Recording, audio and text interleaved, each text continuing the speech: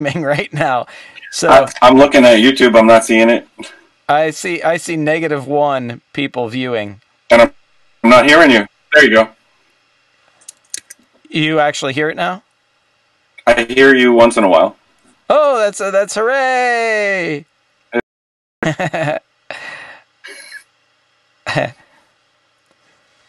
Welcome to Metro Pirate Radio, where we have no idea what's going on ever. We may or may not be live at the moment. Who knows? Let's see. Metro network error. No network error. Oh, that's because I'm still disconnected from the internet. That explains it. We're choking up a lot. All right.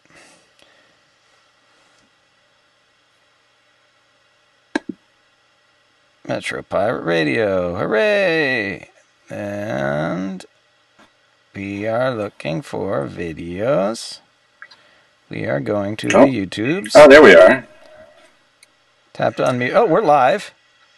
We are looking for videos. Wow, with very short delay, too. Oh, there we are. Hey. All right. I see us up there. And there are 4 watching. Thank you. Thank you for watching. All right. Hello. Welcome to Metro Pirate Radio. First off, the public service announcements. You guys are there for me. Bret is down here for me. And we are hanging out. This is Bret Calder, my guest for the evening. Hello, everyone. And we'll do an introduction in just a minute, a proper one. Difficulty. We're now on YouTube, which is super cool. I definitely prefer it over Facebook. But I don't know, we might still get axed. Hopefully not. They tend to be a lot more lenient. If we do, we'll get the stream back up and running as soon as possible. Just stay tuned to this channel because things work a little differently. So yeah, we'll try and fix the feed on this actual video so you won't have to jump over to another video or anything like that. We'll try. I think that's it. We're ready to go. Kelly, hi. Marcus, hi. Bret, hi. Hello. All right. So go ahead and tell us a little bit about yourself. I have a feeling we're going to be battling this all night. Oh, yes. Every night. Don't worry. Tell me about yourself, sir. Oh, boy. What to say? I think it's more fun of talking about how I met you, 15 or 16 years ago? Been a while. Yeah. Oh, hang on for just a second. YouTube says 12:30 Eastern Time? 12:30 Eastern Time. Marcus, is that from you?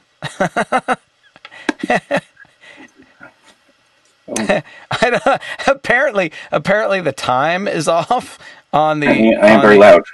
Oh, and you're loud? That's what the comments say. On the placeholder... Marcus is saying yes. Okay, you got your level adjusted. How's that? Let's check levels first. If you don't freeze. Because maybe you're going to freeze. Check your level, Bret. I'm checking. Input level. Volume. Is that better? Is that better, Marcus? We're waiting.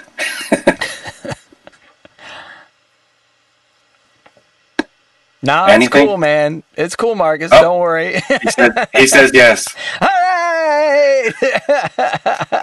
Thanks for being our level point here, Marcus. Marcus is awesome. Marcus helps out all the time. Now if only I could get more than just every other word, it would be great. That would be delightful. But we can do without. Mm-hmm. So go ahead. Yeah, tell us a story, sir. Tell us a story. Hold on. I'm going to have to ask. We are having a really shoddy connection. I'm having Marcus, can you please send me fiber optic? Oh. Okay, let's take it slow. Tell me a story, sir. Oh, a story. Gee. Let me tell you a story. No, that's not a good one. All right. Tell me about yourself first. And then we'll kick into the music. How did I get into the music here? I think that's what you said, because I only heard a fraction of that. All right. Let's see what we can do. Go ahead and terminate anything that is using bandwidth on your side, except for this feed. I have only our window open. Only our window open. Okay. All. Maybe when we get through the second track, it'll.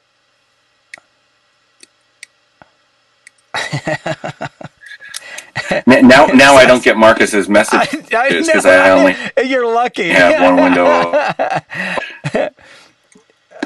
Marcus, you were helping me out here. He just offered to send an 8-inch fiber strand. So. Awesome. Let's get into the music before this evolves. See what I can do. It has to be this difficult, doesn't it? Always. It wouldn't be Metro Pirate Radio if it wasn't. I'm not even kidding. Doesn't it? It's what now? It does give it a certain edge now, doesn't it? Well, we're a pirate radio station. What do you expect? All right. Marcus says it's the Russians trying to spy on us. So why was this working so well before we went live? Probably because I didn't have the streaming software turned on. That's probably the culprit. I might need to go like raid a nearby office. I'm gonna try and get back to the beginning there. Your question of how do I get into all this, or well, let's kick in the track. Are you ready? Music at the beginning. I started out as a drummer. Oh no shit. Yep, but I was one of those kids who was plagued with migraines, so drums didn't really work out for that. Yeah. Ouch. Yeah, it's like as soon as you start playing, 10 minutes later, you can't open your eyes because the light's too much. So that was the end of drums. Trombone, which is really odd. It's what now? And then I went to trombone, which is really odd. It's a strange segue, right? Yeah. And then the bass thing came around and song on that list. The bass what? Coming down to playing bass has to do with the second song on that list of songs that we were going to play tonight. So let's go ahead and kick into the first song. Yes? On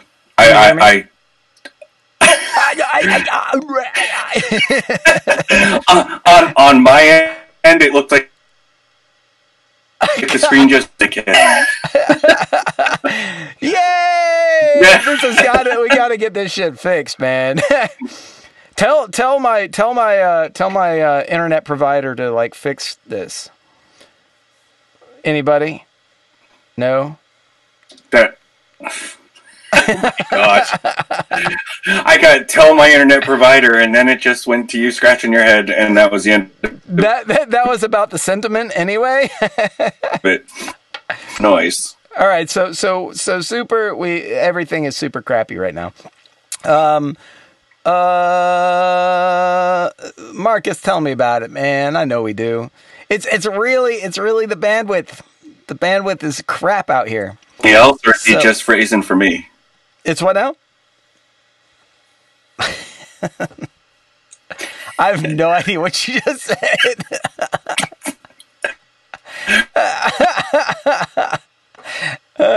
All right, music. I'm playing a song. Okay.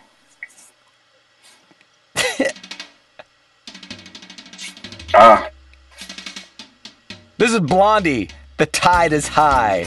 Well, I heard Blondie kick in there. Yep. Thumbs up. So I assume that was right. Sign language, because I do know some. If you know that, we can communicate perfectly.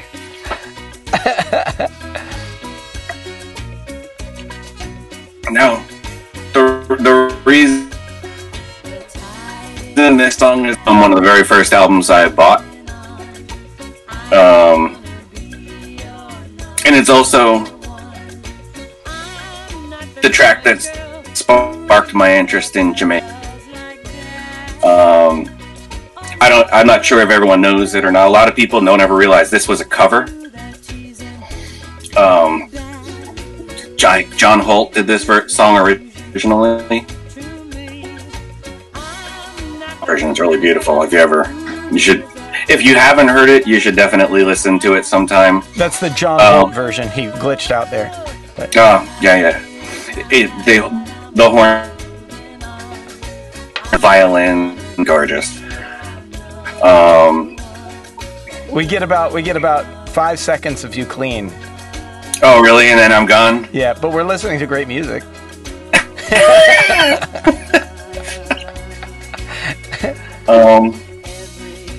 Yeah, this song, as well as everything else on that list, probably sparked my interest in buying records. I got this, and the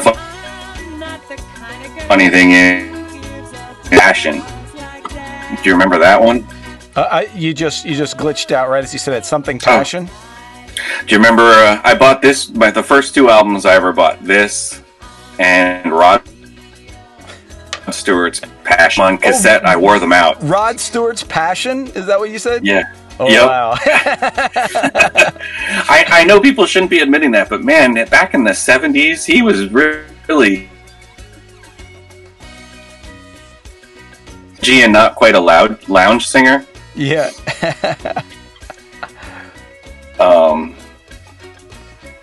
But I'm trying to think where else to go with this song other than Jamaican music. I started exploring it then. I mean, as well as someone that young could be. I just knew that was what I liked. As well as the punky elements from like the Clash, the Police, Talking Heads. I'm trying to think what else I was pulling at that time. I mean, I can't even remember. Just like all the new wave stuff in general, I started finding and just seeing how much of it was influenced by this music. So, as I got older, I started to explain. I guess when I was 12 to 14, I was sent away to boarding school where I got to meet kids from all over the world. And that was when I started to see Cure, all that stuff started coming into my wheelhouse, and I started seeing, trying to think. Sorry, I'm a little all over the place. It's been a long day. But that was even more, the Jamaican music stuff kept coming around, just because the kids were just exposed to so much more than, I was from. It's like, how much is relative? You were from where? I'm from Long Island. Long Island, yeah, gotcha. Yeah, we've hung out there. You glitched. Oh, yeah. We've hung out there at one point. Indeed. Remember, what was that place? Medicine or something? Yeah. I don't remember the venue. It was long and narrow. Yes, and I'm sure I don't remember all that much of the night because I was still. So I'm sure you were you were still what? Drinking at that point. Yeah. Well, what'd you do? I paused the track. Ready for the next one? Gotcha. Are you? Yeah, I'm just. Am I what? Oh, are you ready for the next track, or you want to? Sure. Sure. Marcus says, "I think you're fighting Oh. I can give you a little background on this once it gets going. Yeah, Marcus says, I think you're fighting Angel for the Glitch Witch tag. Oh, we're both glitching now. Yeah. Well, all right. I've got my, because I'm on my music machine, I've got my... Uh-oh. Internet connection stuff. Yeah, it just crapped out. It said we lost connection. Oh.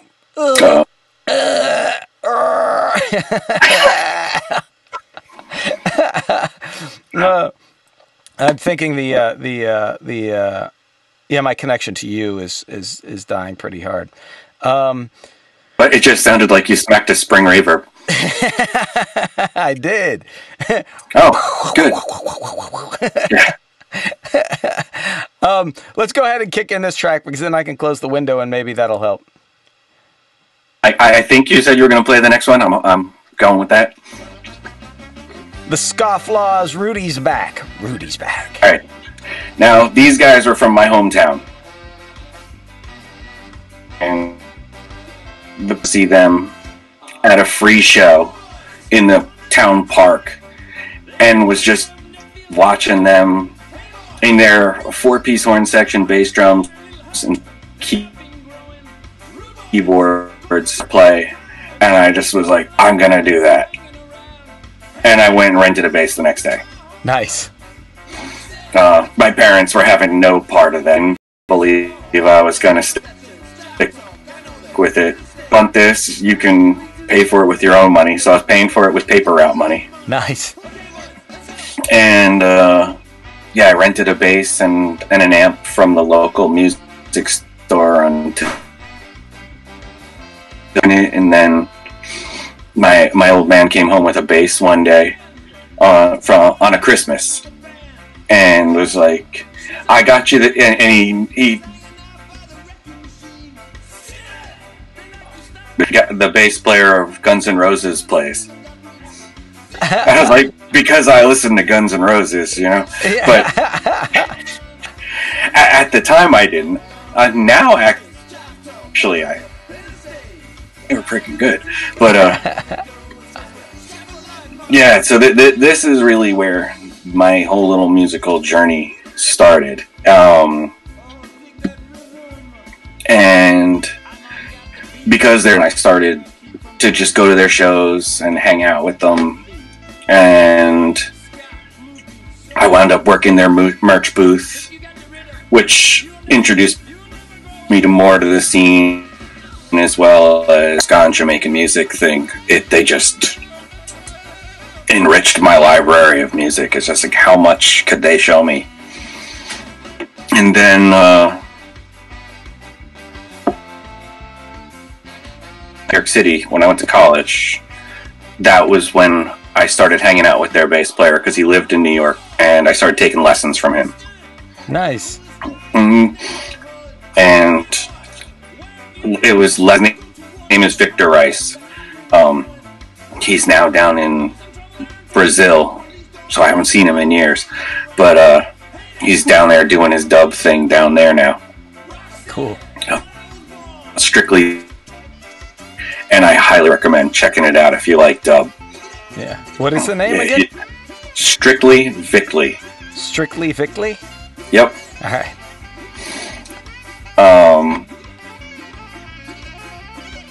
And is what triggered it. I mean, I was interested in bass before that. One of the things, of course, I don't know whether this happened for you, was I knew a million guitar players, and it's like, well, if I ever want to play with people, so no one plays the bass, so someone needs to do it. But I was already interested in it from Love and Rockets or Bauhaus or, like Sting. All these guys had already sparked my interest in it. So, yeah, it was just watching Vic Rice play on stage, jumping around. He was running around the stage with an upright. You know, that's why the Scofflaws are on this list. Nice. He was running around, you said, with an upright bass? And oh, yeah. That's awesome. Mm-hmm. Yep, that was I really formed my first ska band. I was playing upright. Give me half a second here. I'm checking the. There are some things going on here, background things on my computer that I can turn off. It's really glitching bad, huh? Yeah, we keep losing you. And I'm just checking out all the traffic. Oh my God, that's part of the problem. Oh, what is it? All right, hang on, shifting gears here for just a second. I gotta clean some stuff up.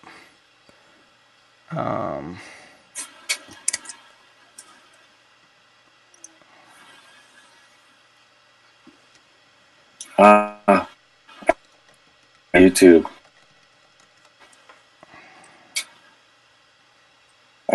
I see you, but I just looked at the YouTube and I didn't see anything there. Huh. We'll see where the issue is. Marcus, the issue is with me, man. I got 1.2 up. I see Marcus.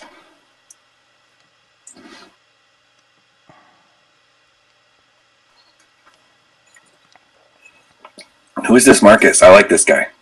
Marcus is a longtime friend, and he's co-admin on the page with me. He helps me out with stuff, and he's just super awesome. And that happened because he hung out so often. Like, he was here for every show. I was like, "Hey, you want to help?" and Marcus is he's just awesome. He's just awesome. If only I could be sampling these spring reverby glitches you keep having. It would make like this amazing. It's like boing. All right, so let me quit out of that. All right, now I think I'm about as minimized as I can be. Okay. And we'll see how much spring reverb action we got going on. All right, back to the show. Are we broadcasting still? We are. Did you see the Metro Pirate Radio logo? See the logo. Yeah, so that's just the placeholder screen because I had to do some stuff that would interrupt your window, your feed. And so I put the placeholder on, a fancy placeholder. So we should now be back up. And I'll look at that. I haven't heard any glitches. All right. Up next. Well, you're not talking. Oh, there they are. Oh, you're clear, and that's all that matters. Awesome. All right, Bauhaus, Kick in the Eye. All right.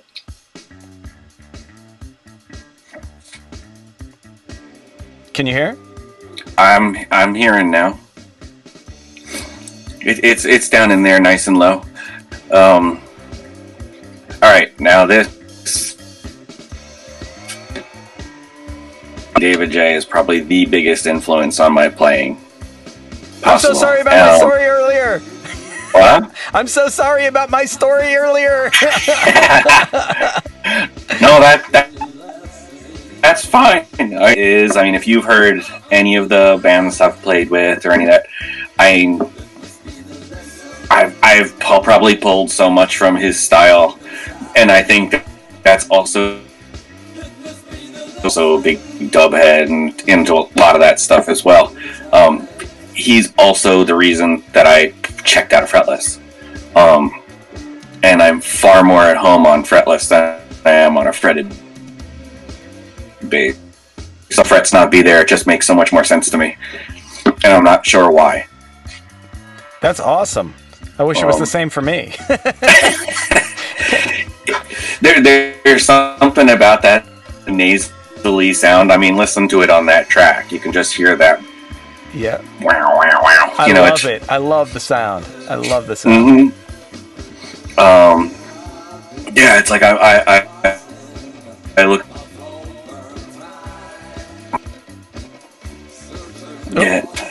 We just lost that. I'm going to hold my finger up if you're lagging, if you disappear. If I disappear. Yeah. It's not. It hasn't moved since you put your finger up. That's because you glitched super bad.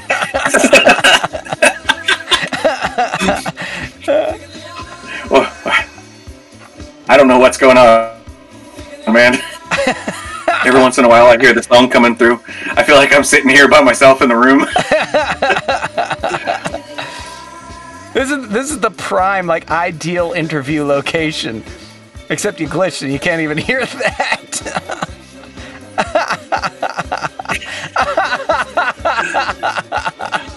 Has it been this bad yet? Oh, we've had two that are worse. Oh, worse?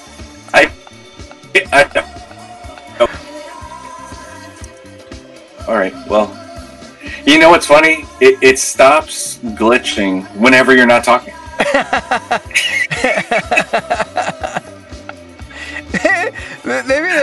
Maybe there's something to that. I have no idea. Data. Something. Well, right. If you can hear the music, talk.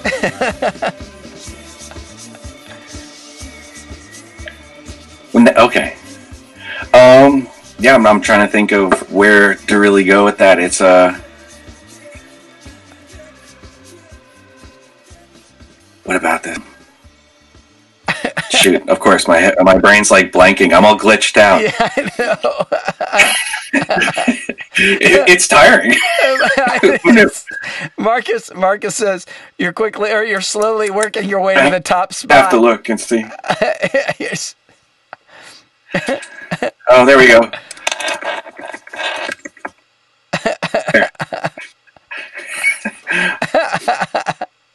There we go. Thanks. We have goals. This may help. Do you have a data plan on your cell phone? Oh yeah. Open up the chat window in your cell phone as opposed to on the computer and kill the computer screen. Kill the computer stream, the YouTube. All right, let's see. Open up that same chat window? Yeah. All right, give me a second here. I gotta find that. There we go. Dun, dun, dun. Luckily, it's not glitching at all right now. Oh, there it goes. There it goes. What? I said, luckily, it's not glitching at all right now. And the second I said it, it glitched. Okay, as soon as you said luck.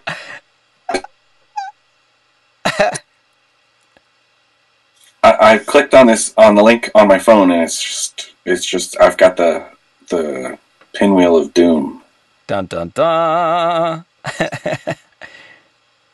Well, we know that it's working. On here. See. Oh, it gave up.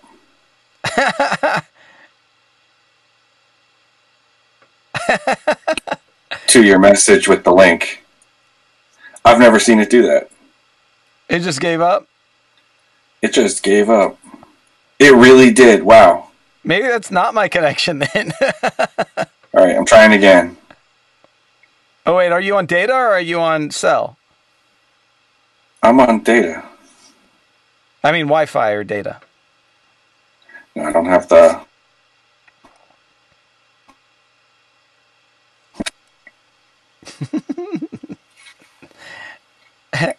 It's just a pinwheel. Well, let's keep moving. Moving on. Up next is Love and Rockets, the dog end of a day gone by. Yeah, it's just, once again,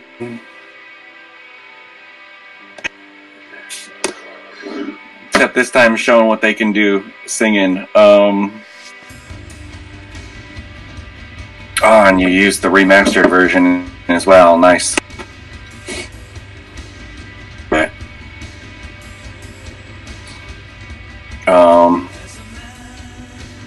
it's just this guitar texturing. Just it.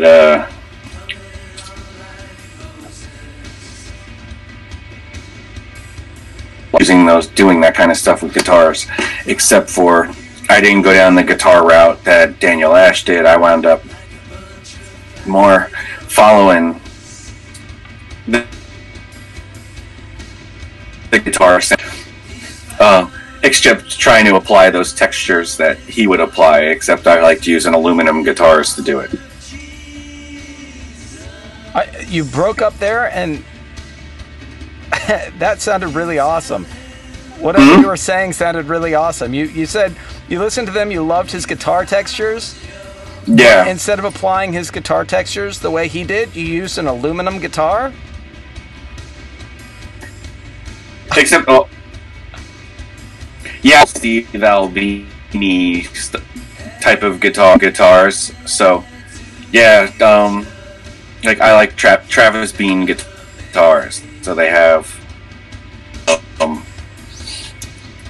the pickups are mounted to the neck.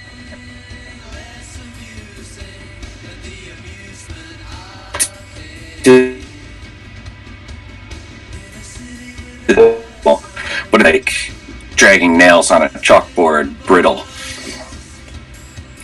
What I really loved about what you just said was dragging nails on a chalkboard brittle, because that's all I could hear. That was the only thing I heard. You must have seen that guitar. That was the guitar I was playing with Parasite and Android Lust. I missed what you were talking about. Literally all I heard was aluminum guitar and then nails on a chalkboard. I missed like all of the description in the middle. Oh boy. Yeah, super sad. Yeah, I'm trying to figure out why I can't get this to work on my phone to hear everything other than your first and last word. Yeah. And I can't figure out why. I'm using Chrome on my phone and it...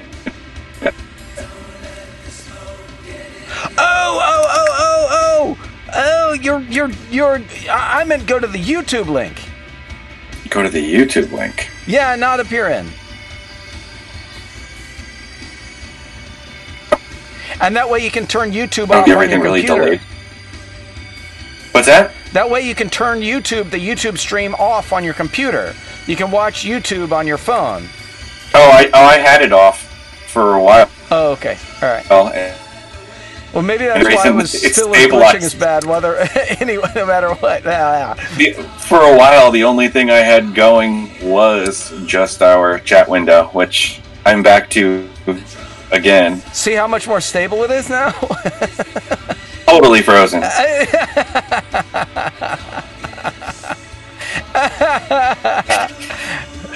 Yep. This isn't gonna be easy. You're gonna be another one that I'm gonna have back. At least entertained by the glitches. I'm trying to pull up the YouTube now, so at least I can laugh at that.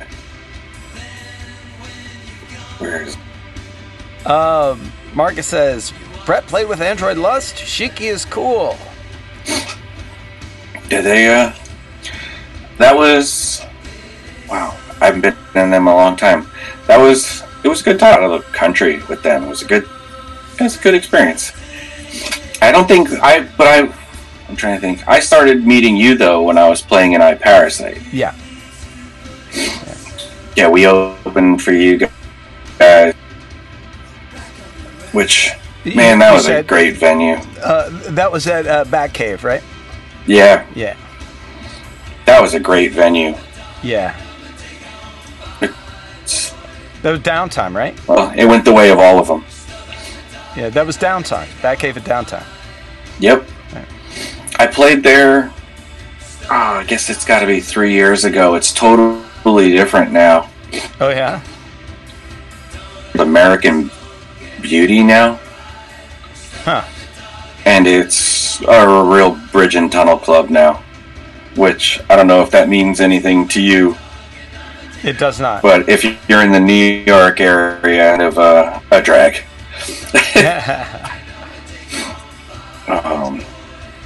But we did play with a really cool band though. We opened for Talking Head covers called the Talking Dreads. Nice. And yeah, it was actually a lot of fun.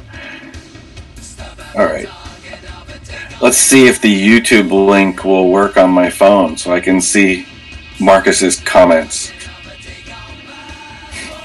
because I have a feeling those are pretty entertaining. It's pretty chill right now. I think Marcus and Rebecca, or maybe Marcus and Kelly, are the only ones left at this point. We lost, or at least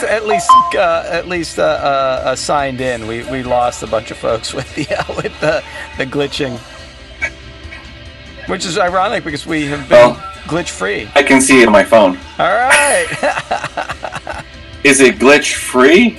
Well, it has been. I don't know. Now that we're not doing interview questions or anything like that, it's. Oh, there it goes again. But I gotta turn the volume down on the phone. That would help, because the phone's about 10 seconds behind, I guess. Only masochists. You're seeing what he's saying? I am. So, I'm trying to think. I mean, this song just taught me all about texturing. I not pay attention to the glitches, but this song taught me so much about texturing, and I'm recording. Yeah, I mean that's really it in a nutshell on that. Perfect timing. No. Oh, I guess it faded. We got, I can't tell because you've been making the same face for a moment, and then your voice came through, but it's still the same face. we got like a solid 20 seconds worth of content out of that one. Nice. All right. Godflesh Predominance. This song.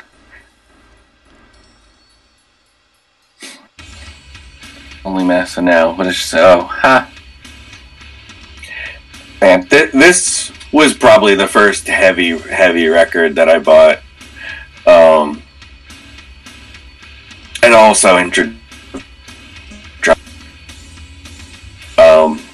It also introduced me to the fun of drum machines. Oh, cool! Yeah. Yeah, to the point where I actually.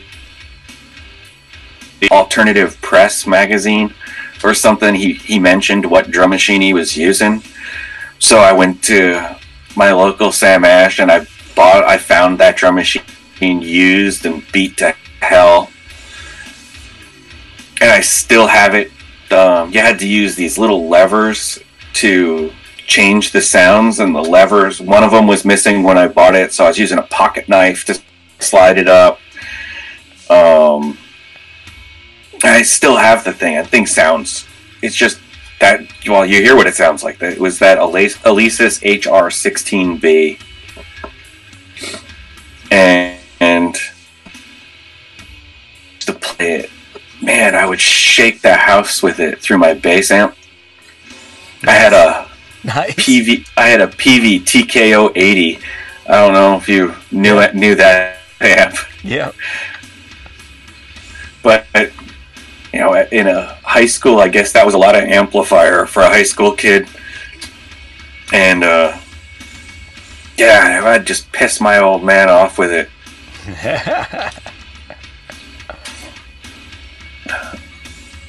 You there? Yeah. Yeah. I heard piss my old man off with it. Oh, with that drum machine through the bass amp. Yeah. Which, of course, later on, I found used to record, like putting it at one end of the hallway and putting the mic down at the other end and trying to get, you know, get reverb when you didn't have reverb. Mm-hmm. You know, cheap 4-track recordings when you couldn't afford to buy stuff. Yeah. It's like you spend all your money on the 4-track, and then you couldn't even afford cassettes, so you're like, oh, over the holes on it so that you could record on the old, whatever album you sacrificed to whatever crap you were recording. Yep. Yeah, we used to do that too. At Bella Morte's practice, I think the one that I remember the most was we gave up the Manic Street Preachers. Do you remember them? Which ones? Manic Street Preachers. Yeah. Yeah, so they died to the they were sacrificed to the gods. That I did. I know there was a Cyndi Lauper cassette, which I don't know. Thinking back on it now, I'm kind of like, well, a lot of good. It's kind of a shame. The thing is, there were like how many millions of those pressed, and how many of your shitty practices were there? How many of the recordings would no one ever hear? Yeah. I bet you got at least 3 hours out of it. Man, I remember doing the 4-track recordings and bouncing stuff down and over and over.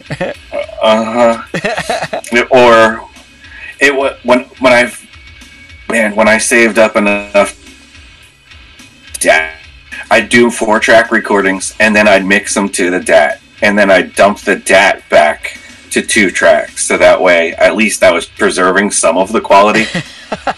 That's awesome. I had to buy a DAT because somehow I had tricked, because I had started working at a production company, and I had tricked my boss into him thinking that I could soundtrack these videos we were doing. Borrowing synthesizers from people and just, oh God, making, for all that stuff. The funny thing is that was where the ska stuff came in handy, because so you could make all these stuff for educational videos, just put a little ska track down. But I had to deliver them on a DAT. So buying, wasted so much time making all that garbage.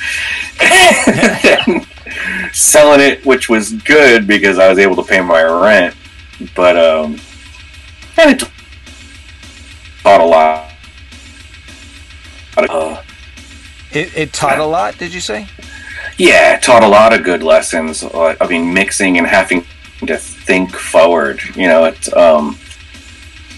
if you were going to do that kind of stuff and you were only and you need to do 12, you have to think of track 12 when you're doing track 1. Yeah. Otherwise you're starting over from scratch again. I do remember there was nothing worse than hearing when you're soundtracking something that they need to change it and you've done it on 4-track. Yeah. And you're like, oh fuck, now you have to start back at the beginning again. Yeah. Track the whole thing. For those out there who don't know, DAT is digital audio tape, and a 4-track is a it allows 4 inputs into the recording at a time, so you can do like vocals and guitar and bass and drum machine or whatever it is. Hold on, I can actually grab mine off the shelf and show you. That's awesome. Because I still use it. Talk about masochism. That is awesome. That is awesome. I think the door pops. Look at the door. I don't know of one that ever survived. What? I don't know of one where that door managed to stay on. Yeah, right. But if you need, like, I've used it now. Like, I'll record. I got this idea from Alessandro Cortini from 9 Inch Nails.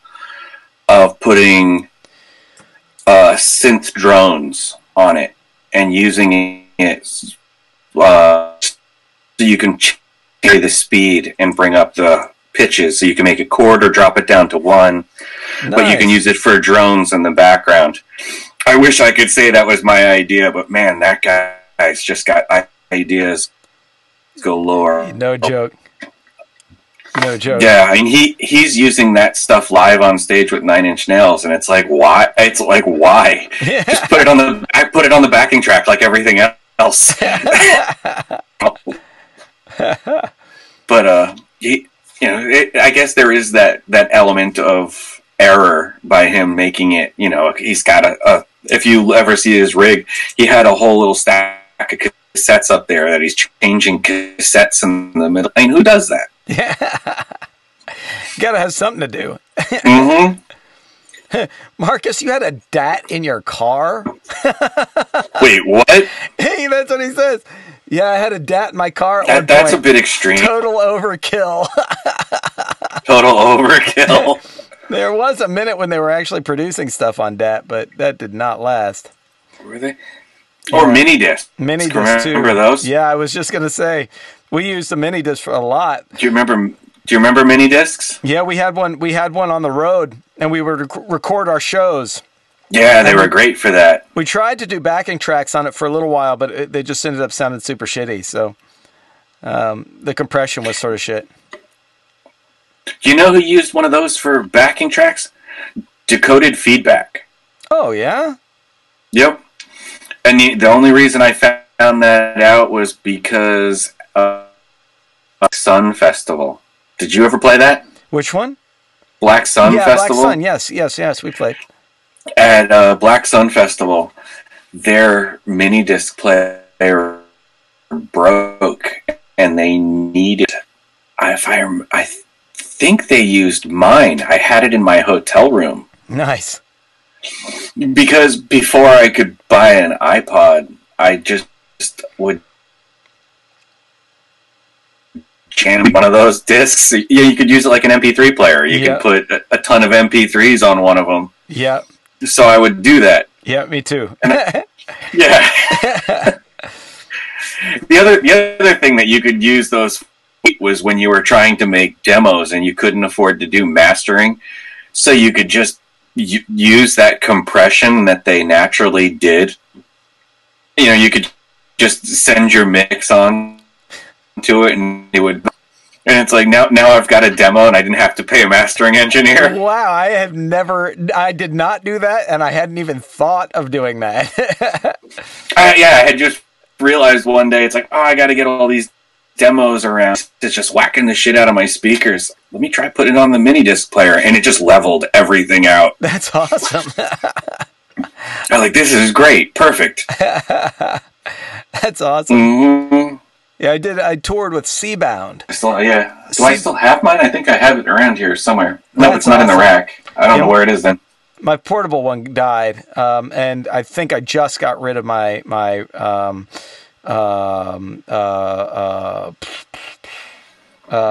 shelf top unit, whatever it's called. Yeah, I don't remember what it's called. My portable one, I'm sure, is in a box somewhere that we haven't unpacked since we moved last year. But the had a mind of its own. Like, I'd be sitting here in the studio recording something, and it would just turn on and start making the ejecting sound. So all of a sudden you hear and the thing's trying to eject nothing. Yeah. And discs. Yeah, I did Seabound used them for backing tracks as well. I did the Stromkron Seabound tour. And they were at that show.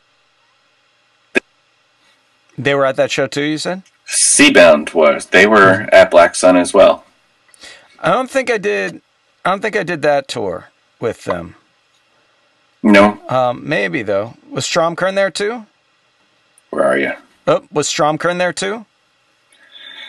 I can't remember them being there. I met Stromkern in Chicago. Yeah. That was home base. I'm forgetting where we played. I know. the Android Lust crew, Shiki and Chris knew him, and that's how I met him when we were out. Cool. Are totally frozen right now. Yeah, there we go. Hello. Yeah, hey. Yeah, cool. Good folks, anyway. Ned's awesome. Mm-hmm. He actually just reached out to me a little while ago, a couple of weeks ago. But next track. We should have been talking through the entire time because it's 12 minutes long. I know. Yeah, we might not want to play this whole one. Pink Floyd, Pigs, 3 different ones. Yeah. I learned a lot of guitar listening to this band, man. I discovered this band when I was, I guess, 16, but when I was 17, I became a town lifeguard. And one of the other lifeguards was a huge pothead. And the beach, we're sitting in the tower with an acoustic guitar when no one was there, and he's teaching me how to play all these songs. Nice. Yeah, and this was one of the albums we just listened to over and over and over. And everything about this song, the guitar sounds, the bass groove, it's just, everything about it is huge. And then it goes in that big spacey section in the middle way as well. Like this whole bass solo thing that you hear at the beginning. I don't know if you ever listened to that dub track that I sent you that has that whole bassy solo at the beginning. Yeah. There's the inspiration for. Nice. Yeah. Yeah, man, this is one of those songs that when it comes on and you're in the car, the volume just goes way. It goes way up, you said? Mm-hmm. Yeah, everybody in the cars around you are listening to it when this song comes on.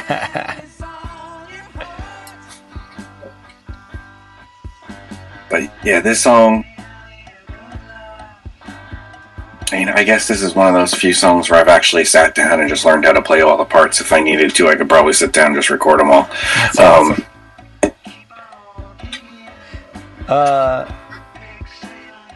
I'm trying to think what else to say about it. I mean, it's an 11-minute long song that's just taught me so much, but I think I've just told you everything it's taught me. Let's go over to the comments for a second. Marcus says, I still have a mini displayer. Fucking Sony shit. It was awesome. I had that little silver portable Sony thing with the proprietary slim batteries that cost an arm and a leg. I had the blue version of the same one. I had the blue version too. Did you? Yes, I did. See, just another thing in common there, Gopal. Those little batteries sucked. I remember I had to buy another one. They're terrible.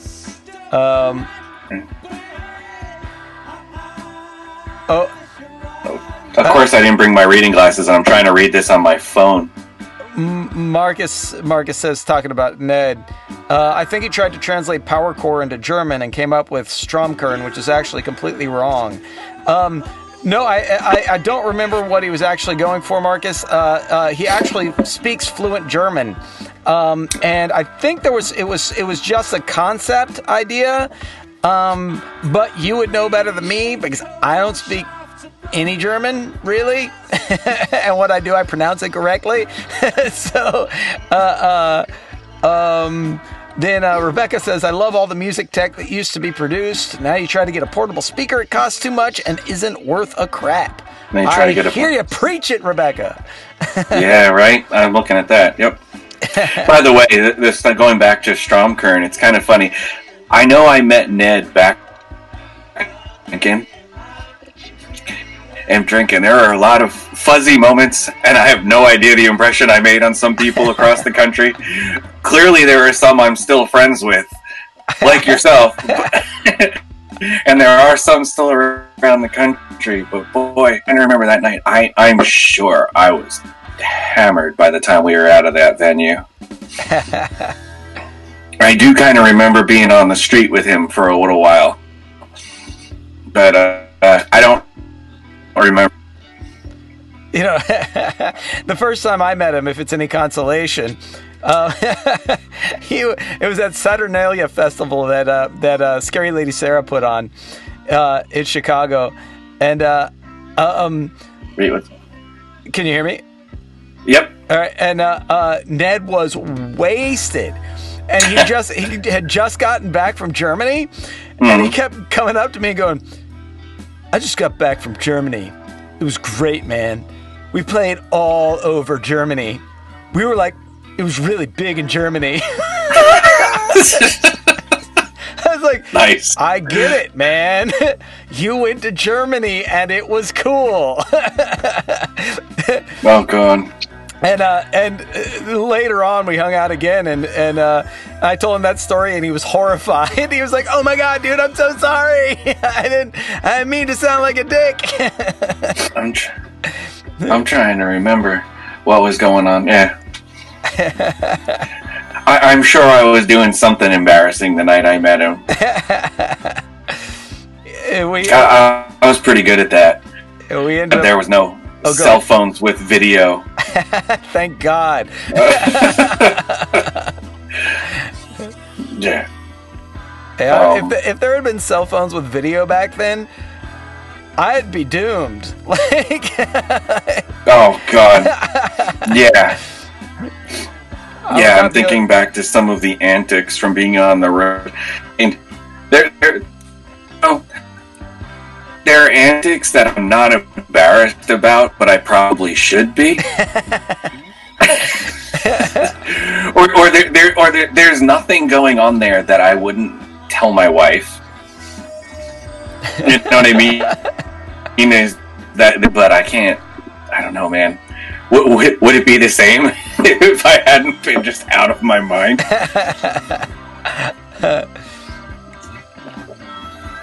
What drink are you drinking tonight? Or since I've had a drink or something like that. What are you drinking tonight? What are you actually drinking? Polar. It's good stuff, man. Yeah. See, the choice of well, I guess now. It's what now? That's about as strong as I go. For me, it's cream soda. Cream soda. Or root beer. It used to be Diet Coke, and we had it on our touring. So we'd get places, and there'd be like a case of Diet Coke in the back, and I'm like, here's another one for the band. Yep. And no one else in the band would drink it. They're like, I don't know. It just works. Now I can't even drink that. Now my stomach hurts. Getting old. It's great, isn't it? High five. Right now, I've got a peanut butter smoothie. My drink this evening is a peanut butter smoothie. Peanut butter and banana. Protein powder. Now, the funny thing, with the drinking thing. Well, I do that. I'm sure you've seen me post online. I do that curling thing. Oh yeah, you do. You could do curling. I haven't seen that. No, that's awesome. Oh, yeah. So there's a bar at the club, and part of curling is the but you're also not allowed to. Part of curling is what? Part of curling is what? If your team wins, you buy the losing team the first round. All right. So, like, one of the only non-drinkers at the club, I wind up bartending, so I've been becoming Sam Malone around there. For those of you who are old enough to have watched Cheers. Hey, you glitched again, of course. Oh, Cheers. I was just saying Cheers. Oh, yeah. Yeah. So, he wants to see those curling videos, huh? Hey, I'm in a competition starting tomorrow night, man. Are you really? Yep. Legit. 8 o'clock tomorrow night is my first game for the weekend. Nice. Excuse. Yep. I ain't chugging. I still don't remember how to pronounce it. Kiefer? What? Kiefer? I used to call it Kiefer, but apparently it's not Kiefer. It's like Kiefer or Kafer or something. Wait, I missed the first part. The yogurt drink? The glitching is winning again. Yogurt drink? Yogurt drink. Kefir or Kefir or Kefir? I don't know at all.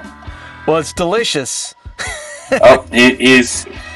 Marcus is here to fill us in. Kefir? Kefir? Kefir? I thought you said that's wrong. Kefir, isn't that what I said last time? I don't know. I'm not seeing. I'm not seeing. You know what the funny thing is? Uh-huh. You're glitching, but the music keeps playing. I have no idea. Yeah. It's. You said Keter. Oh. But this song you this one, because this one, as good as it is going to keep on going for what, another 5? No, dude, we're almost done. Oh wow! Yeah, we got like a minute left. We managed to waste 12 minutes of our lives. Nice. Nice. Well, I hope everyone's being entertained by the glitching. We made it all through a lot of that without any glitches, and luckily we were talking about very important subjects, very important topics. All right. Next song, Dream Theater. No, it's not Dream Theater. Yeah, no, Dream Theater did not make the cut. It's kicking in. Are you doing it? Huh?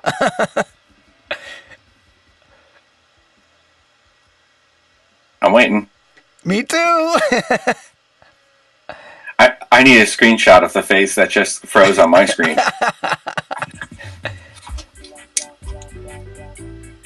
This song. This song, everything that I needed. Well, this is all the basics to be able to play reggae bass. And if you can figure out what it is he's doing, you have all the foundation and you need. It's all the nuances,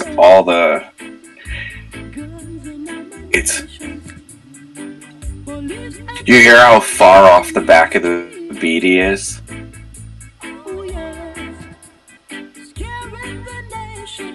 It's like if he played that bass any further back, it would be on the next beat. And it's never the same. It's different every time. It is different every time. It's just unbelievable. It's because he was really, really high. No, well, there's that, but it's brilliant. It's absolutely brilliant. And I have to say, the first time I heard this, first time I heard this was when I was a kid, when the Clash did it. Yeah. And then it came back around when I heard the originals.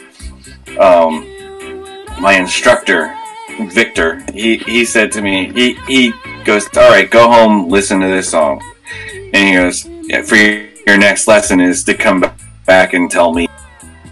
Tell you it's what? Like this. Tell you what? Why he played it like this, and it's like when I figured it out, it's just mind blowing, and it's just not something you can really. I can't describe it. It's part of my playing now. I constantly use it. I know even when I was playing with Android Lust, Shiki was tapping into it as well. The fact that I could play this far off the back of a beat and still keep it in groove, especially when you're playing to a backing track and a click track, something so far back and still be loose without it coming apart. That's awesome. I was constantly using that with them and with Parasite. It was just the thing with a lot of the industrial guys, they're all dubbing reggae heads, or the old school ones. It's like huge dub head. I don't know. It's like even like the Killing Joke guys. Have you looked at what Youth is doing? Yeah. You know, somebody I didn't. Youth is also another one who's a big influence on me. Yeah, and in more ways than just bass playing. His involvement with the Orb, which I didn't hear. I know I told you an extra song from them. I didn't put them on here just because I gave you some of this stuff, and I gave you Pink with Dub. You kind of get the Orb, so I figured they're already there. Did the song end? It just ended. Hello. It just ended. Yes. Oh, okay. No 37-minute songs. I know that was a dainty 4 minutes. I know. If you want, you can start the next Sinister track. All right. Massive Attacks, Angel. Oh, did I say it? Last one was Junior Mervin's Police and Junior Thieves. Mervin. Yep. And then this one is Massive Attacks, Angel.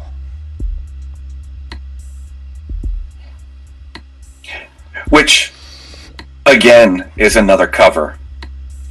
I don't know how many people realize that. It's just a Massive Attack is doing a new version with Horace, the original version to begin with. Who did the original? Horace Andy. He's who's singing on this. Originally, what they did with this was they originally wanted to do a cover of a Clash song. Mm-hmm. And Horace wouldn't say the word hell in the song. So he reworked the song and did a version of You Are My Angel, which is one of his songs. And that's what you have here.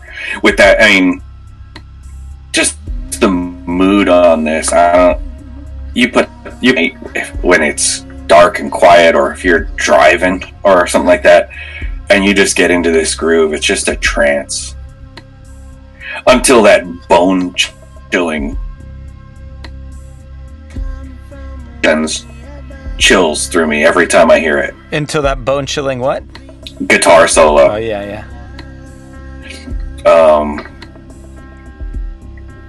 This is another thing. This one's and moody. How much you can do with doing so little.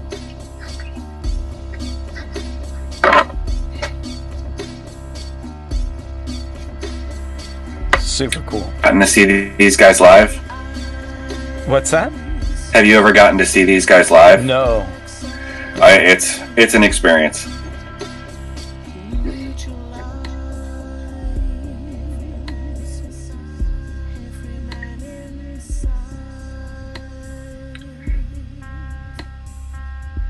The sampling that these guys did to build these songs. And here it is.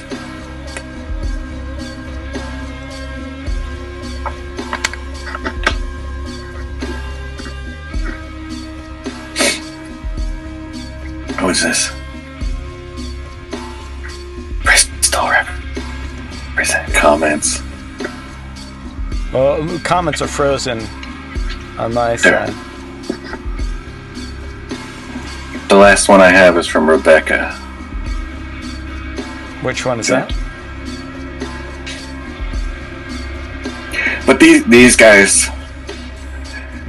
I've tried messing around to record things that sound similar or whatever. There's a magic to what they do that's just not cool.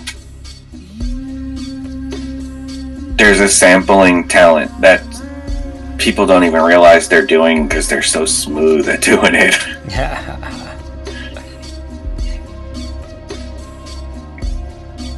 They're playing in March. I don't know whether they're doing a whole tour, but they're playing here in March at Radio City. Nice. I think they're doing 2 nights. That's awesome. I couldn't get tickets, but It's sold out in like seconds. Damn.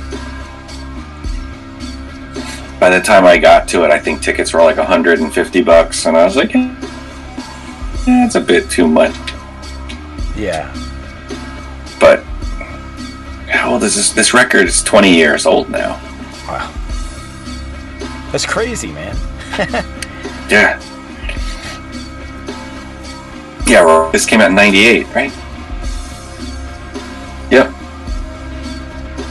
July 13th, 98. The reason I'm looking over that way is because I actually have a friend of mine worked at, and he got me one of those big 4x5 foot like subway posters of it, and I framed it. Nice. And it has stayed with me in every recording studio I've built.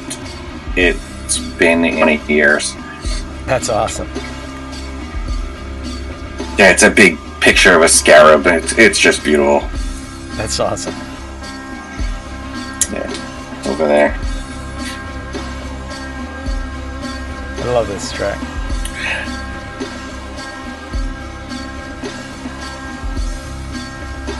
Just this whole record. This is one of those records you just sit down and listen to the whole thing. It's an experience. Yeah. Yeah. It's kind of funny because of the glitching here, like you're using a cassette that's speeding up and slowing down.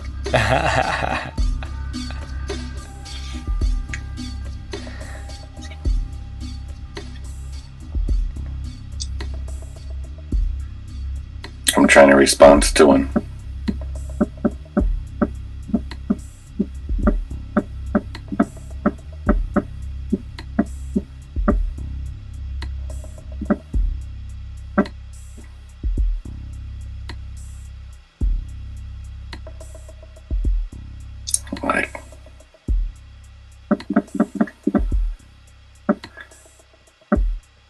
There, whoops.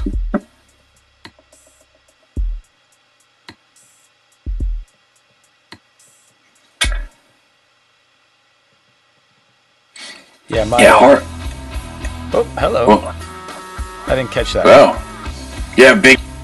Girls Against Boys, Learned It. Man, I have finally. I have been to every New York show this band has done in the last 20 years, except for the one they did last year. This band, being a bass player, are you familiar with them? I'm not hugely, no.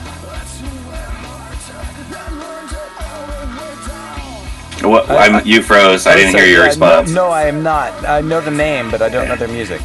As a bass player, you need to check them out. It's 2 basses, guitar, and drums. Nice. Nice. So that's the reason why it's so friggin' heavy. But, one of the bass players doubles on keys. He's also now, I guess, what is it, the house band leader? Just kind of funny. It's what now? He's the band leader for like Seth Meyers' band on the late night show. Now, but he came from that. No, he wasn't in Soulfly. No, but they came out of that whole DC hardcore punk scene. Mm-hmm. And doing this thing that nobody had done. It's that whole thing's influenced me because I've always was trying to figure out how to do it, and because that's the instrument it's like when I talk music, I'm always thinking about it from 4-string or 6, because I also have that 6-string. I have to relate it from the 4 strings here before I can go, okay, so I need the guitar player doing that. It's like, oh yeah, let me put it, yeah. But,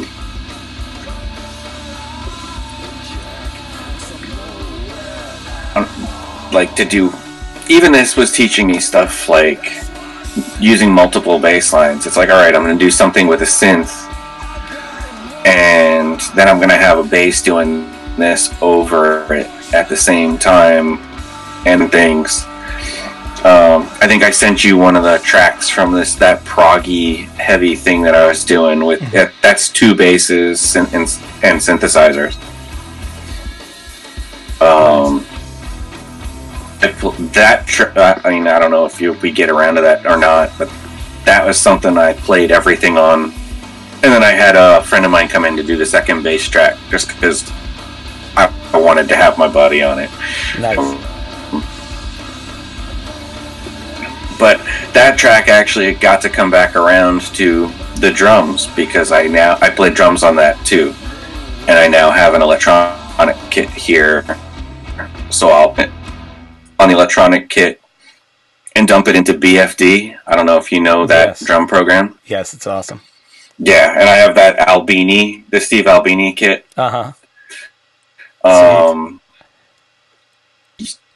I guess in the early 2000s, I did a recording session out of his studio in Chicago. That's awesome. Yeah, it was great. He was the engineer on it. It was so cool. When you go there, you live there. There's a dorm in the studio. So I was living there for 5 days.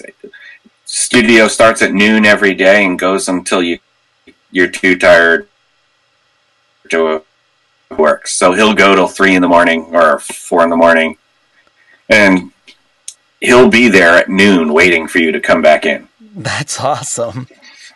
And kit. So like the kit that you heard on that recording I used the same, because he sampled the drums that he has. It's the same kick, the same snare, the same toms. Yeah. I just took note when I was. And now when I use the BFD program, I just use that kit and I put the mics where I remember him putting them in the room. And that's my starting point for everything. That's awesome, man. That's really cool. That's really cool. It's a good starting point. Stories. That guy's... did you watch that Sonic Highways thing that Dave Grohl did? No, I have not seen it yet. The fake was they started with Steve Albini's studio, and it's the most interesting one of the whole thing. They could have done the whole series out of Steve Albini's studio. That's awesome. Yeah. That's awesome. That's very cool. What is it called? It's called Sonic Highways? Is that what it's called? Yep. Where can you watch it? When it aired originally, I think it was on HBO. Okay, so probably. It's probably on stream.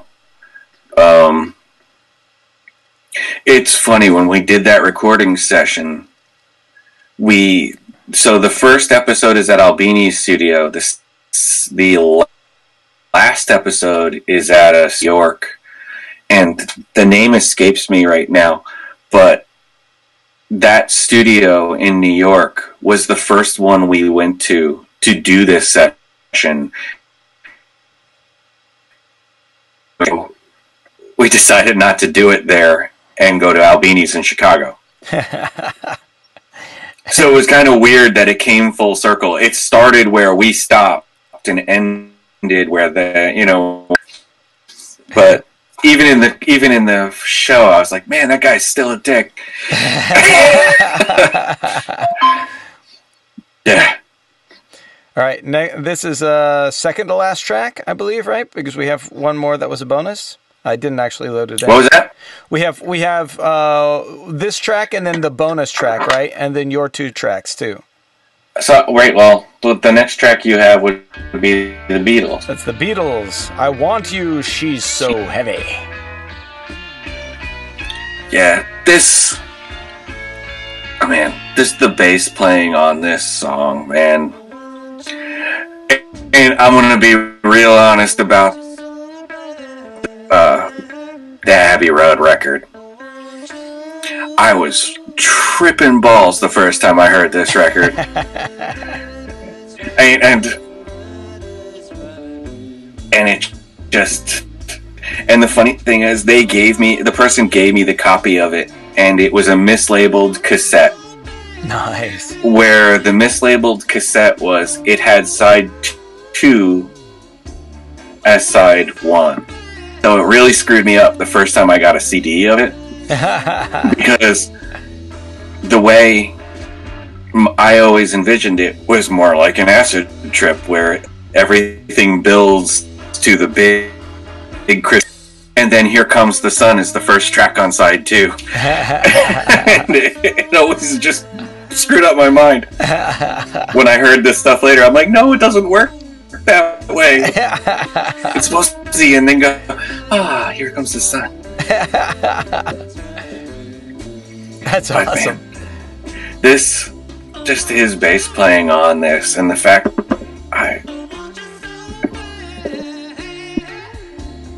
hearing it's those little slides and runs that he does. It's just a really unique way of playing, in my opinion. And then on top of it, playing it on that hottest of tune once you go above the 5th fret, it just adds to the sound. It's like every time he gets up there, it's like, oh, it's out of tune again.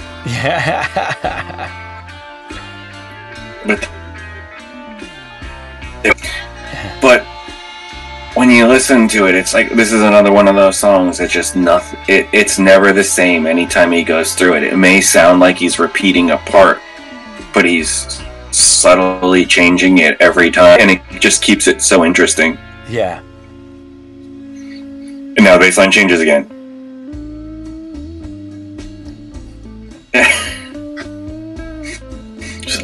Same part.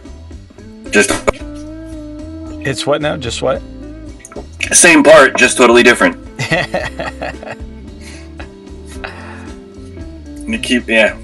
It just keeps you interested.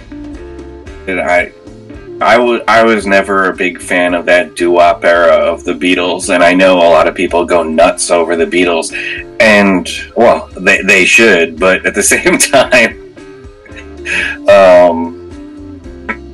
things speak to me, and Paul McCartney's bass playing just has always spoken to me, especially once they discovered psychedelics. It's like they discovered their instruments. George Harrison's guitar playing, he's like he's the secret weapon of that band. Yeah.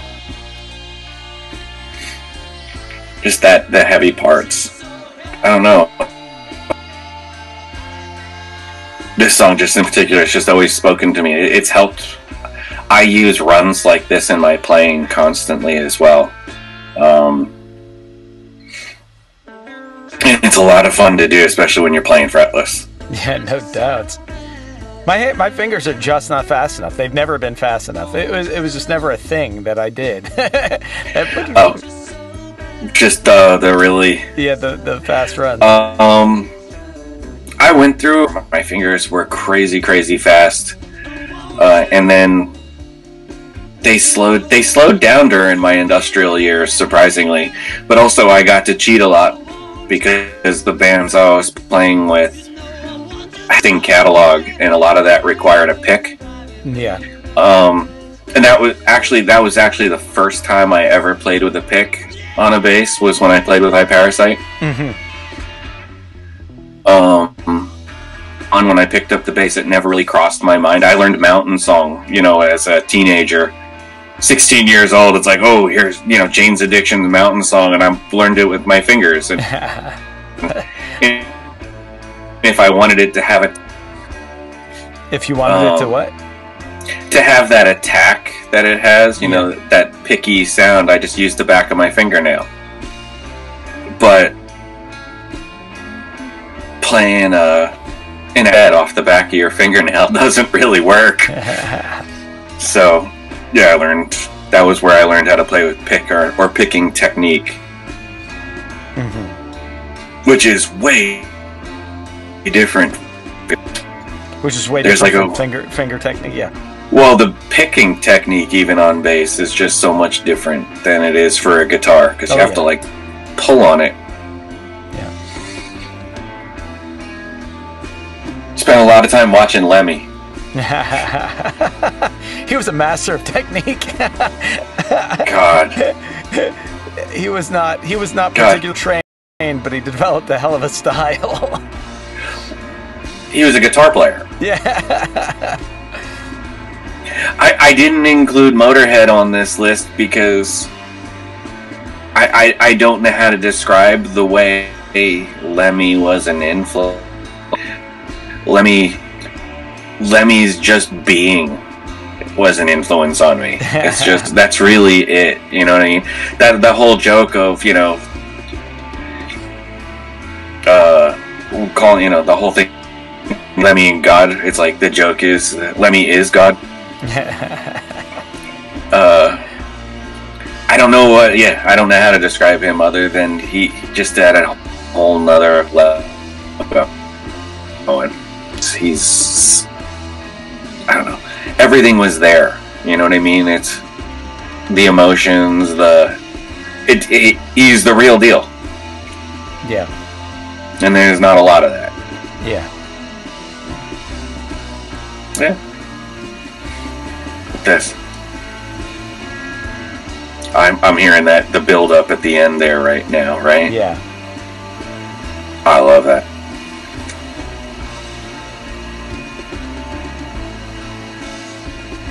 Yeah.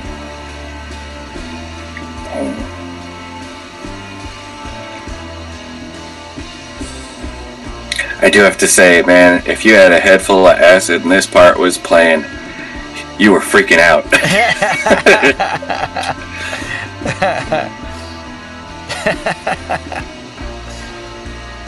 Yeah, this would really whip you into a frenzy.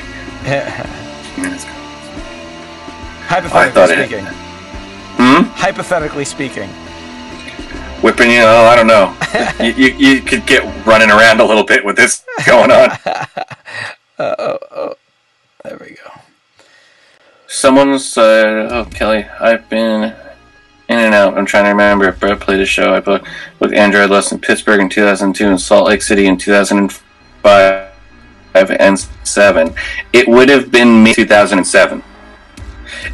Oh, hey, something is playing. Youth Code. I don't know. That was the one for me. To answer Kelly, that would have been in Salt Lake City in 2007. And I don't know if I was playing in 2005. I must have. Was it at what the hell's the name of the place? Club Vegas? So, Kelly, it was the show in 2005 at Club Vegas? Is she still there? Oh, yeah, they're a little bit behind us. Yes. So that would have been me. I remember there was a girl at that show who had said, and this felt so cool. There was a girl at that who had said she had just recently started playing bass, and I was playing. I don't know whether you remember any custom basses, and one of them has a tremolo bar. And the girl, I remember when I was playing, she was just staring at it throughout the show. And after the show was over, she was still standing at the front of the stage. Chris, who at that time was still playing drums for the band. And Chris told me, he's like, "Oh, she just started playing bass and she's wanted to ask you some questions." And just seeing the look in her eye of, "Oh my God," that it's like, yeah, go ahead and play it. In the meantime, I know she was freaking out because I had just thrown it at the drum kit. Yeah, that was another thing about drinking back then. I didn't really think about the fact that, man, I love this instrument. It's like, oh, the show's over, and I winged it at the drum kit and took out a cymbal stand. the stage. It's like, oh, it's all part of the show. Thank God the things were built of mahogany and made really tough. But yeah, there's some war wounds in those instruments that probably shouldn't be there at all. You know, alcohol. And the other thing the other thing, Kelly, about Salt Lake City, I have never seen a crowd in my life. You'd never seen a crowd what? A crowd that is. It did it again. Hang on. Hello. 1, 2, 3. Oh no, fail. Why did you fail? Uh-oh. Hello.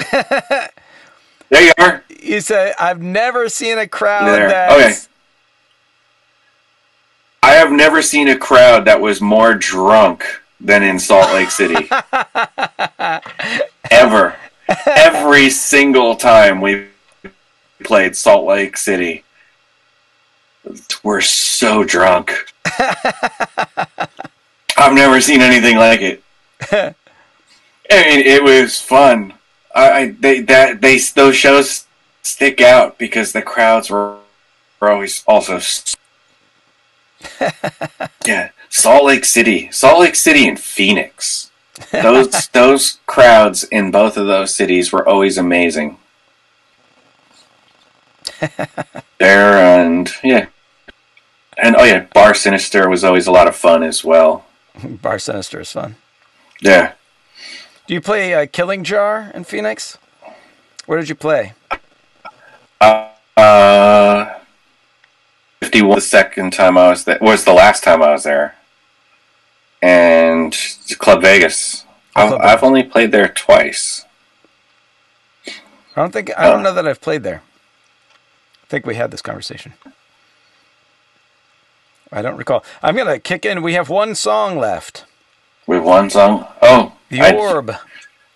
Oh yeah, I don't. You are gonna play them. Towers of Dub. Yeah, we're doing this, man. It was your bonus. Perhaps some plasma would help. Would you? Get long track. Do you really want to do this? Never mind. Sure. It's too late.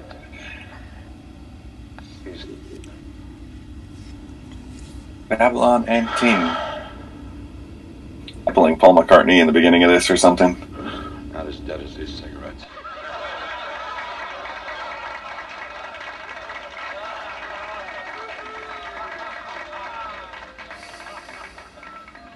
What did she say? I remember Shiki was sick that night. Club Vegas was next door to Area 51. Yep. Oh, Club Vegas was not Phoenix, yeah. In Phoenix, where did we play? We played. I'm spacing the names. There were always fetish events. We were big in the fetish scene there. All right. What did we play? We played some music hall. We played some event at the wall. There were people hanging from cords from the ceiling. There was always as much entertainment from this as we put on stage. So it was like I was getting a show while putting on a show. It was a lot of fun. We definitely had a lot of good times playing with that band.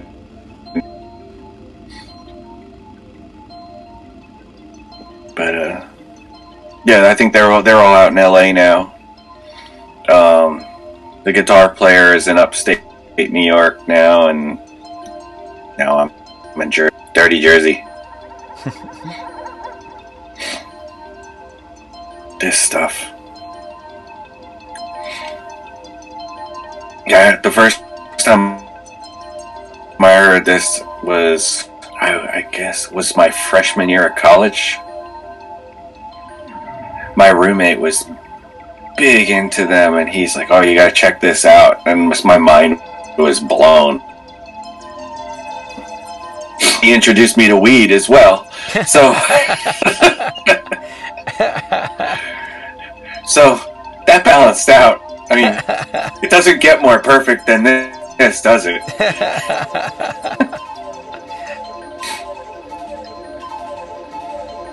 But it turned out. Here's the thing with this band: the things I didn't realize at the time that Paul Ferguson and Youth were the rhythm section on this band, and it didn't cross my mind. I just thought it was samples and stuff. And then when I met talking with him, and he was asking me about stuff I was into, and I told him the orb. He's like, I played drums on that, mate. And I was like, are you kidding me? That's awesome. I'm like mind blown, It's like I'm sitting in a bar talking to Paul, and he's like, yeah, I played drums on that. Yeah, my mind was a little blown the first time we. The first time you what? Played with Killing Joke. Yeah, I'm so bummed. Bella didn't get to play with them until after I was. After you were gone. Yeah, so bummed though. The same tour we did. That was the same tour you said? It was probably the same tour. It was when when the original members reunited. Mm-hmm. Yeah. Work with them. Last show I ever played with Android Lust. That was the last show you said? That was the last show I ever played with Android Lust. Wow. Yep.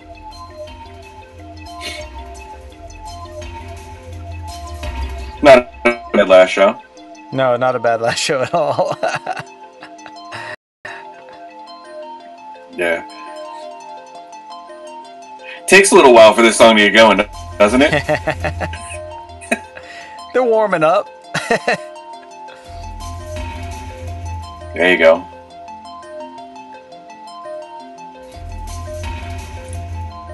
Is Marcus still with us? Yeah, I lost my feed. I lost my my comment feed.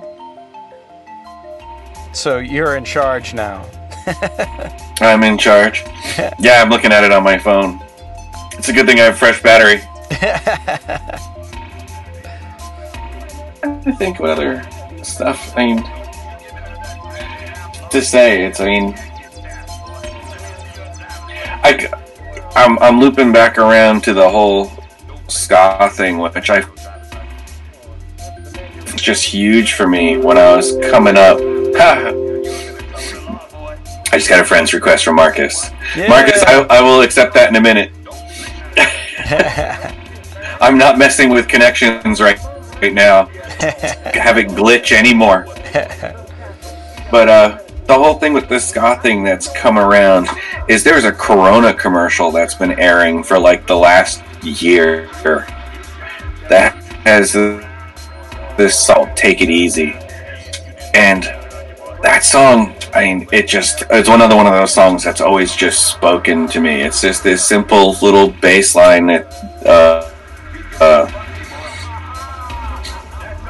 if the commercial came on, you'd know it in a second. You'd be like, oh yeah, that one. And it's just nice seeing like one of these things that I feel like nobody's known, and it's like such a piece of such a piece of what? Rock steady history. It's because it's there. So there's ska, then there's rock steady, and then there's reggae. Rock steady, they're different, a little bit more rigid, and it's a little bit more repetitive. No horn sections. It's usually two guitars, bass, drums, maybe keyboards, and a vocalist. It was kind of like it was almost like their Motown era. I don't really know how to describe it other than that. When Motown, big rocksteady kind of emerged in Jamaica. Repeat what you just said. Some crazy screaming thing just happened.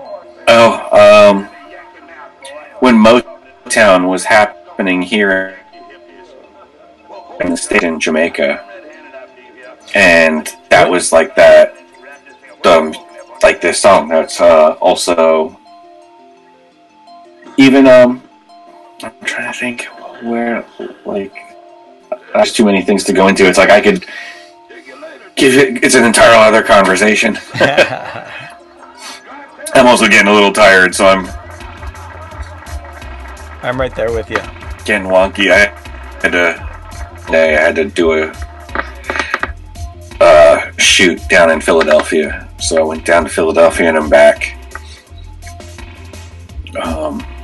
What kind of shoot?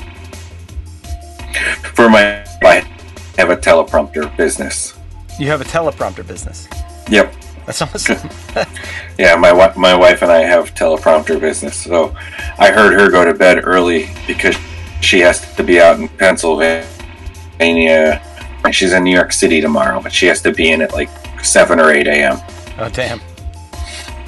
Mm-hmm. All right, we'll wrap it up right after this one. We've got a minute 40 left. It's all like getting to the groove. Once you're there, it just doesn't last too long.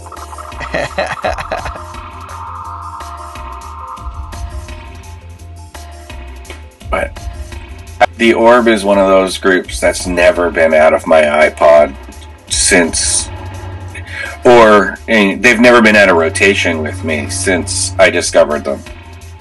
They're probably groups that have ever been like that. Well, actually, no. Well, they do share good company with Rammstein for some reason. Polar opposite. With all the mellow stuff that I'm into, and everyone's like, wait, you like Rammstein? I'm like, man, I have no idea what they're saying, but I love them. I could listen to them all day long. I haven't missed a show in the New York area, and I can't remember. You said you haven't missed a show in the New York area, and you can't remember how long? Yeah. They've kind of ruined concerts for me because I don't know if you've had the opportunity to see them. I have not. I have not, actually.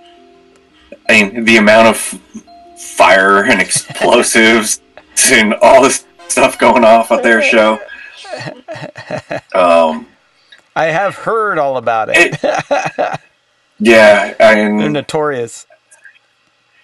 Yeah, and the ticket prices are never that expensive. It's like, okay, for $60, where they're just blowing everything up and high power, and they put on a stage show and all this, and then you'll see a band that's just, here it's $150 ticket stage with like a blue light. It's like, wait, why am I going to pay all that for that? When I can go see guys blowing. Yeah, what are they saying? Oh. Yes. Hence the fire. Thanks for bringing that down. What did he say? It is Marcus. He said Rammstein is named after the U.S. Air Base where the big air show accident happened. Hence the fire. That's then. It's like, yes, but we don't need to bring it down at this hour. and yes, I do know megahertz and icebreaker. I know both well. But yeah, there's just something to Rammstein's sound that just has been, I don't know. Anyway.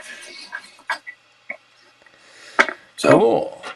Well, I think we're going to wrap it up. Yeah, I got to go to bed. Yeah. He goes, sorry. Sorry. What did he say? You know, there is a group that I didn't talk about at all, which is another one that guys standing around on stage, but it's like a religious experience I don't know if you've heard of the group Sleep. Sleep. I don't know Sleep. They're a doom metal band that Nice. every time they're you just go. It's one of those bands you can just close and just take in this experience. It's like you can tell they're feeling every single note of everything they're doing on stage. It's just moving. That's awesome. I don't know how to describe it. Yeah, at least for me, it seems to be that way for everybody who goes to see them. You just see a lot of people standing around with their eyes closed, and it's not just because they're so high. It is a show that you will go to, and you'll see it's like there aren't any fog machines here. But boy, it's at some points it is hard to see the stage. Awesome. So but Sleep. Anyway, I'm rambling. It's all good. It's all good. I got to do, honored to do shout outs to my sponsors, Ear Trumpet Labs, who make these absolutely killer microphones. This is the Myrtle, and they are condenser microphones that are tuned for live performance. So they have excellent feedback rejection on the backside, and they sound awesome. And so huge thanks to Ear Trumpet Labs, all handmade. Also huge thanks to Killa Custom Rockware, who hand make amazing stage wear. So if you're looking for a killer new jacket or pair of pants, check out Killa Custom Rockware. Also, and I have to stand up. Oh no, it's put away. Oh, hang on, I'll get it out. Oh.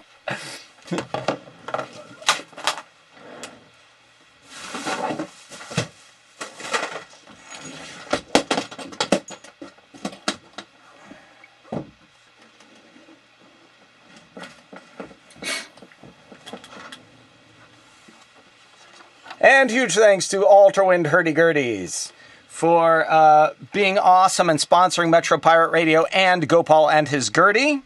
And most importantly, huge thanks to our Patreon supporters for supporting us and for making Metro Pirate Radio possible, both Metro Pirate Radio and Gopal Metro Music. So if you like what you heard here and if you would like to improve our internet connection, go support us at patreon.com/GopalMetro. And one day we will have good internet. That'll be amazing. And then I gotta come back and hear the show. Down.